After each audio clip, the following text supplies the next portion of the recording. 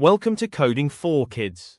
Today, we'll start with a quick recap of conditions, which we learned about last time. Then, we'll jump into a powerful new concept called loops. We'll look at a demo program, and then we'll finish with a summary quiz.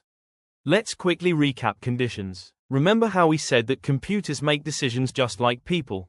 Your mom might tell you, if you eat your lunch well, I shall buy you a toy. Or, if you behave properly, I won't cancel your birthday party. Else, I will cancel it. What is the symbol we use in Python to check if two things are equal?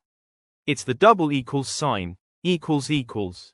Remember, every if and else statement must end with a colon and the action must be indented with a tab space. Now, imagine a giant Ferris wheel. What does it do? It goes up, then it goes down, and then it repeats. Think about an athlete on a racetrack. They start the race, go round lap 1, lap 2, lap 3, then stop the race, and they are the winner. What about inviting friends to a birthday party? You call Ram, then call Shyam, call Meera, call Radha, until there are no more friends, and then you stop. In all these real-life examples, the Ferris wheel, the race, the invitations, what is the common idea?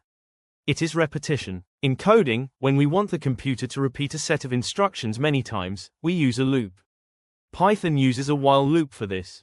For any while loop to work, you need three key ingredients. Start. This happens before the loop begins.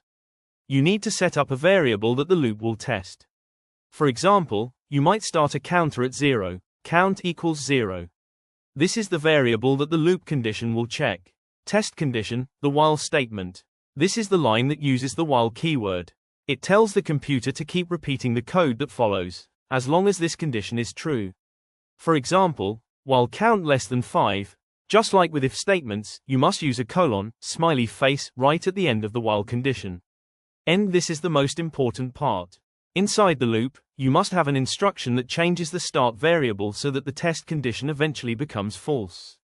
This prevents the loop from running forever. This instruction must be indented with a tab space. For example, to make the loop stop after 5 runs, you would write, count equals count plus 1.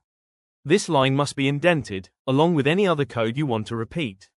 Let's do a quick review. The new concept we learned today is loops.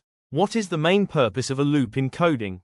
Its main purpose is to repeat a set of instructions. A loop needs a condition to keep running, and it must have a way to start and stop. Thanks.